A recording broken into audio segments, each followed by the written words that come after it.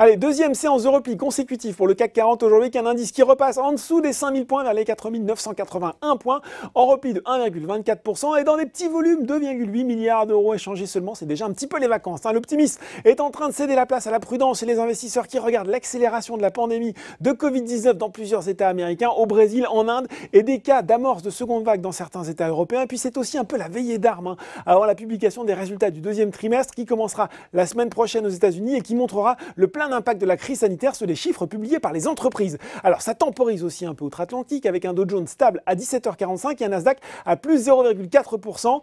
On va maintenant en direction du SBF 120 où ce sont les deux groupes d'énergie EDF et Albioma qui ont dominé les hausses devant Lagardère.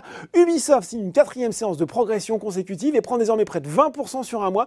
Un intérêt pour le secteur des jeux vidéo qui profite également à Big Ben Interactive sur le SRD plus 6,8%.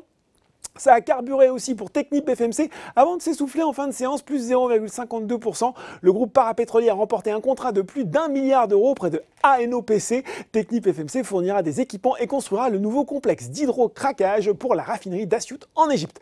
Côté baisse, Nokia a décroché aujourd'hui moins 7,9%. Alors le groupe de télécom est pénalisé par JP Morgan qui a baissé sa recommandation sur le titre de surpondéré à neutre. La banque américaine craint une baisse des commandes de la part de Verizon, un des principaux clients de l'équipementier finlandais. Ça reste compliqué aussi pour AK Technologies. Le titre abandonne encore près de 7% aujourd'hui et 61% depuis le 1er janvier. C'est difficile aussi pour Vallourec et Elis, le groupe de blanchisserie industrielle qui a par ailleurs annoncé la finalisation de l'acquisition de 100% de King's Laundry en Irlande. Et puis sur le CAC 40, il y avait des ratés dans le moteur de Renault et Peugeot, lanterne rouge de l'indice à moins 4,6 et moins 4,2%.